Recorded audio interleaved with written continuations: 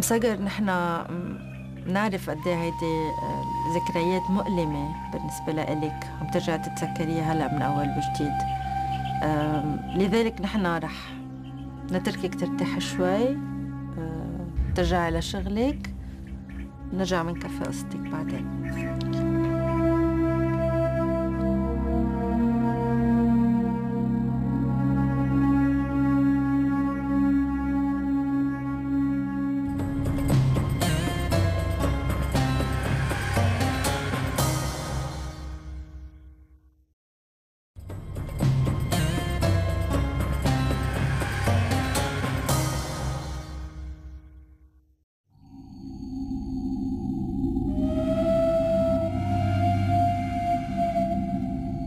شهور عاشتها أم صقر تحت سلطة داعش، شهور حستها وكأن دهر انتظرت خلاله خلاص ولديها. كمان خضعت لكل ضغوطات وأوامر التنظيم ونفذت كل ما طلب منها. كانت تحتار كيف يمكنها الاستمرار بالعيش تحت سلطة داعش وتخاف على أولادها وتشتاق لزوجها، وكانت تشعر أن بحاجة لمن يساندها للاستمرار بمواجهة المصاعب. قاعدين قعدة عادية بالبيت يعني، ولا فايت أخوي علي قال أختي والله ترى بي جارنا في عنده هاتف، إذا ليش مصطعين على السلفين مع زلنتك؟ قلت له إيش عليه؟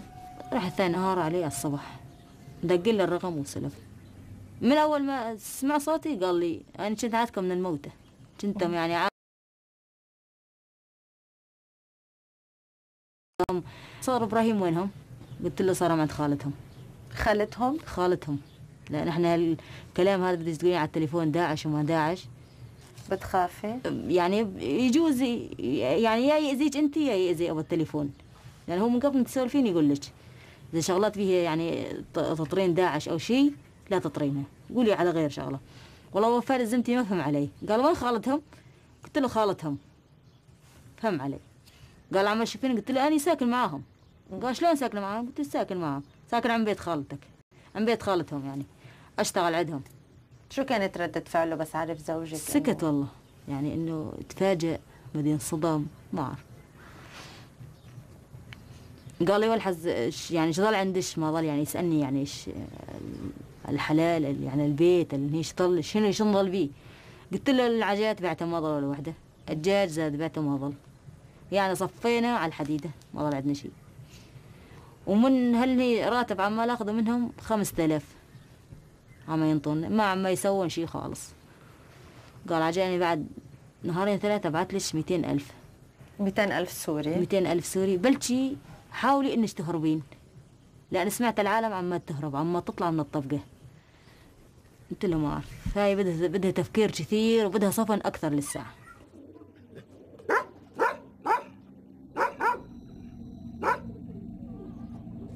الشغلة مو سهلة انك تهربين من داعش، يعني كلمة هرب من داعش حد ذاتها ينقص عليها ارقام. يعني اذا بدي اهب الاثم واقول بدي اهرب، ولد اثنين بحياتي ما اشوفهم، يا بدهم يعدمونهم قدامي، لان هالغرار يعني طلعوا قال اي واحد يعني يحاول انه يهرب او يساوي ترى ينعدم قدام امه.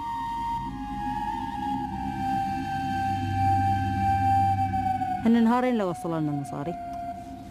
اخوي من ساعة نوصل المصاري جهز لي الوضع، قام يأمن لي سيارة، اتفق مع شوفير يعني انه يكون موثوق منه يعني. قال لي ضل عيش انت تقنعين يعني اولادك، اذا ما اقتنعوا بهالفكرة ترى صعب عليك. ها قلت لهم ولا يهمك، يعني لما تصل الامور صغر هو يعرف يدبر حاله.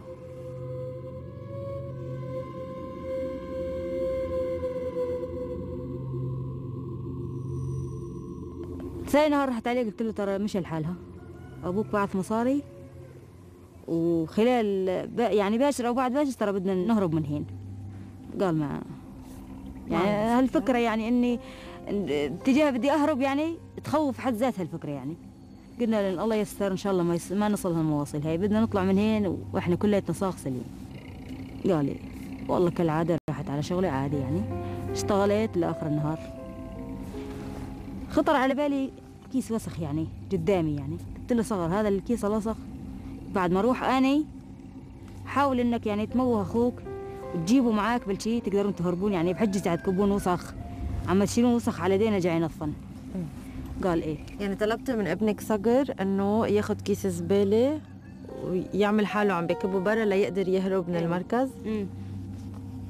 قال لي طب ما حبلش حدا شافني. قلت له من 12 ورا ما هو معقول حدا يعني يخطر على باله انه والله يقعد برا يعني يتهرج او شغلات. الساعه 12:30 تكون يعني اغلبيتهم نايمين وهم من 12 ورا يطلعون يروحون ما اعرف وين، ما يجون للصبح. قال لي طيب والله ما شذب خبر، شال هالشيء وسخ وراح. قلت له حدا راح على البيت عم استناك؟ قال لي إيه. استنيته ل 11:30 ل 12 ما جاء. 12:30 وانه جايني هو وابراهيم. انت جاهزه؟ قلت له جاهزين بس على يعني جاي نستناكم لا نمشي يعني ماشيين احنا.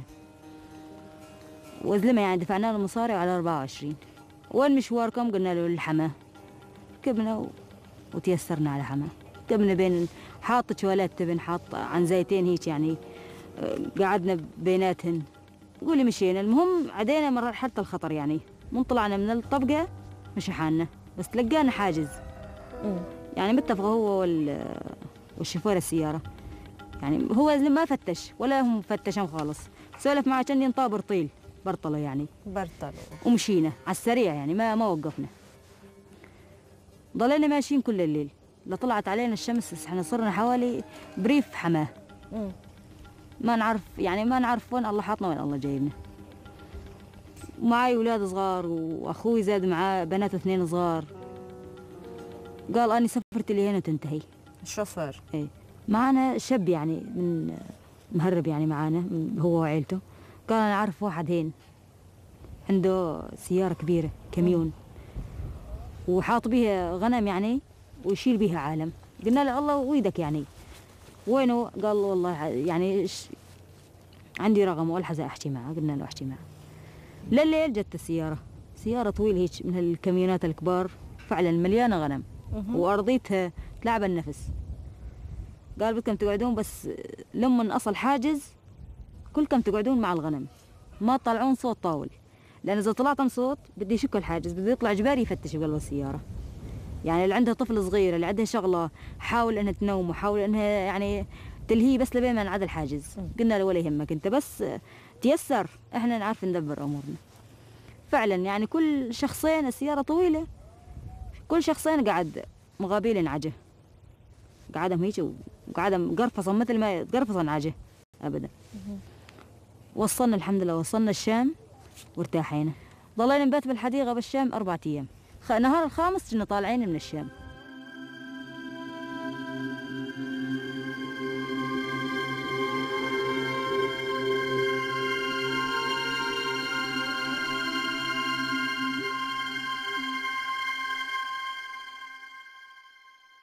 هنا عاد يعني خبطت زلمتي قلت له ترى احنا صرنا بلا حدود.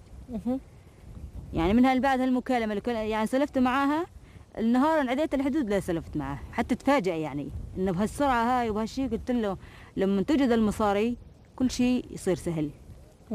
والحمد لله وصلت عديت هين وصلت عديت الحدود السوريه. قال الله عاد شويه بس عادي الحدود اللبنانيه اصير بامان. ما ضل علي خوف خالص. فعلا هنا كأن كنت ميت وحيت.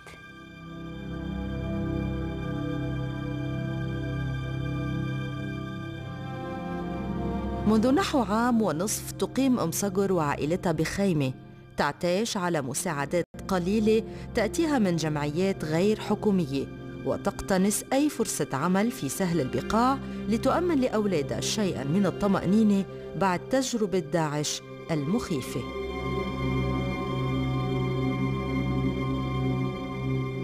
أم صقر في كتير شباب من عمر ولادك صقر وإبراهيم هن اليوم أعضاء بتنظيم داعش إما بإرادتهم أو غصب عنهم مثل ما صار مع ولادك. شو بتنصحي هولي الشباب اليوم؟ بنصح كل شاب يلتفت لدراسته والشغله والحياته يعني وبلا يندفع لهالأمور هاي لأنها مين من مصلحته هالشغلات هاي. وأنصح كل أم تدير بالها على أولادها واكثر من هيش ما. أم صقر نحن بنتشكرك كتير على هيدا النهار اللي قضيتيه معنا ومنقدر طبعا جرأتك انك قبلتي تطلعي على الكاميرا وشكرا.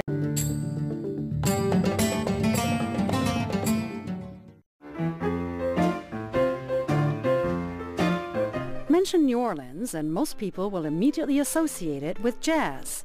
And that distinctly American music can be heard everywhere throughout the city, including at this jam session by a group of National Park rangers. Make it neat, make it proper, lay it low. National Parks traveler Micah Meyer recently visited New Orleans to soak up some of those sounds and learn about the city's other cultural highlights. There's the New Orleans Jazz National Historical Park, which basically celebrates the contribution of the culture of New Orleans to this music that is authentically and originally American, a relatively new genre that is distinctly American. So it's a bunch of little sites basically all scattered throughout the French Quarter and the older parts of the city that celebrate this heritage. Just south of the city is the Jean Lafitte National Historical Park and Preserve, named in honor of a French pirate who helped General Andrew Jackson defend New Orleans against the British in the final battle of the War of 1812. Micah spent time in the wetlands paradise that's home to an impressive variety of plants and wildlife. The preserve was a really good example of a lot of the sites I had seen throughout the whole Gulf Coast. Everything from the Everglades northwest up through Tampa, through Pensacola, all the way to New Orleans. It was a good example of that ecosystem that lives in between the ocean and easily habitable land. Micah also had a chance to visit Poverty Point National Monument, a prehistoric Native American settlement that is now a World Heritage Site. At 3,400 years old, it's one of North America's most important archaeological sites, with a unique geometric design that is a masterpiece of engineering. It has 6 lines of slightly raised ground, which they believe is where people lived, and then it has a bunch of different mounds. And at the Cane River Creole National Historical Park, the fourth of Louisiana's national parks, Micah came to learn that the state's culture was not just influenced by the French. It's very heavily influenced by all the people and all the countries and cultures that did trade in New Orleans. You know, Spanish, British, French. And so this Creole culture that developed out of that melting pot in a melting pot of America is a very unique thing. Even though they're part of the U.S., Micah says the southern states he's visited so far show just how diverse America can be. If someone is looking to understand a unique culture of American history, the Gulf Coast offers that chance. Julie Daawo, VOA News, Washington.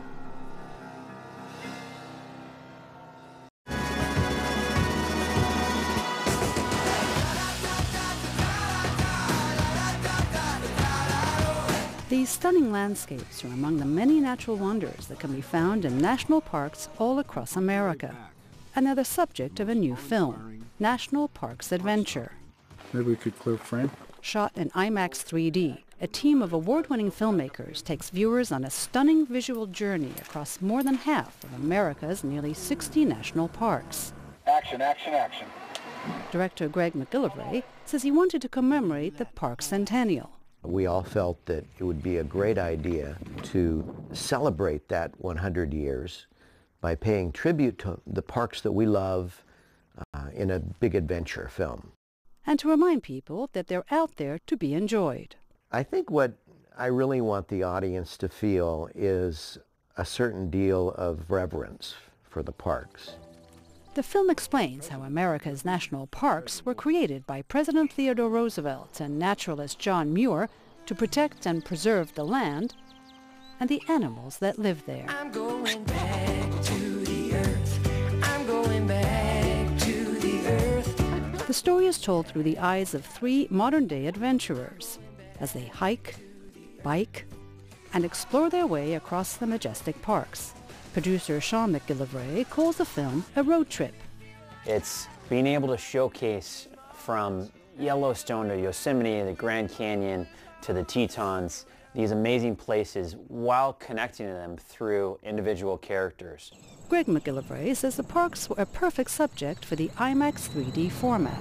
Because the audience can feel like they've been there. And so the film really does convey for the audience the best of the parks. When Roosevelt was 25, Actor, director, and environmental activist Robert Redford, who narrates the film, agrees. Because when you go to the national parks, it's a great expanse of nature, and it surrounds you. So IMAX is probably the most logical place to recreate that experience for people who can't go there, haven't been there, and maybe will still go there. One of my favorite scenes in the film is when we went up to Katmai, Alaska, and filmed bears catching salmon. You feel like you're there. You feel like you're with these bears.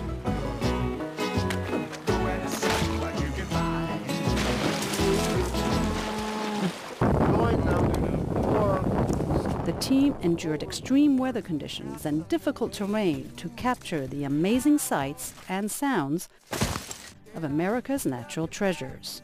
Getting the camera into location for the climbing shoots was pretty challenging, especially on Devil's Tower. It's a sheer cliff, and we had to get the camera above us to get that top-down view of the climbers. Baby, I've been here before. The viewer, having seen National Parks Adventure, will hopefully understand the diversity and the breadth of the national park system here in the United States. If they leave with that inspiration, then we'll have accomplished what we set out to do.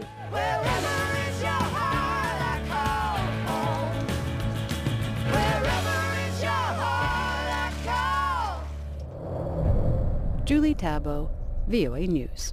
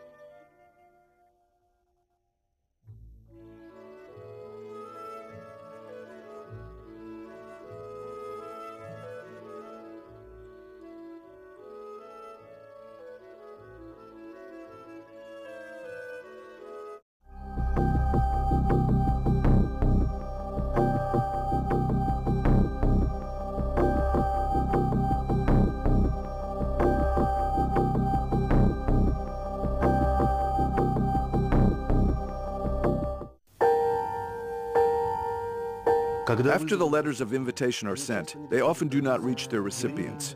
Jews who have petitioned for emigration are subjected to extrajudicial persecution. It usually starts with a counterintuitive problem of obtaining an employer's reference. Time frames for considering petitions are stretched out arbitrarily. There are many unfounded refusals. Chronicle of Current Events, issue 22.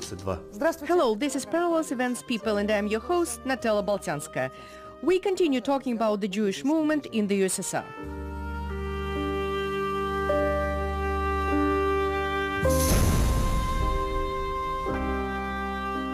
Item number 1. A person submits all the necessary paperwork for permission to immigrate, and there is a 95% chance he or she will be fired. 2 weeks later, if he hasn't found a job yet, a police officer comes and says, "You lead a parasitic way of life. There is an article we can try and incarcerate you under." If you then go to get hired as an engineer, they'll tell you, "We won't hire you as an engineer." In 1973, we decided to apply to immigrate after receiving a letter of invitation. We went to the Visa and Registration Department, which meant going to the barricades. It was scary. Very scary to petition for permission to immigrate and to stop being a Soviet citizen. We were fired, by the way, to isolate us from the healthy Soviet society, not just to punish us. When we petitioned to immigrate, we did realize we would probably have to live with the refusal for some time, but we didn't expect it to last 11.5 years. My wife lost her job. I was working in the Road Transport Institute, the Department of Applied Mathematics,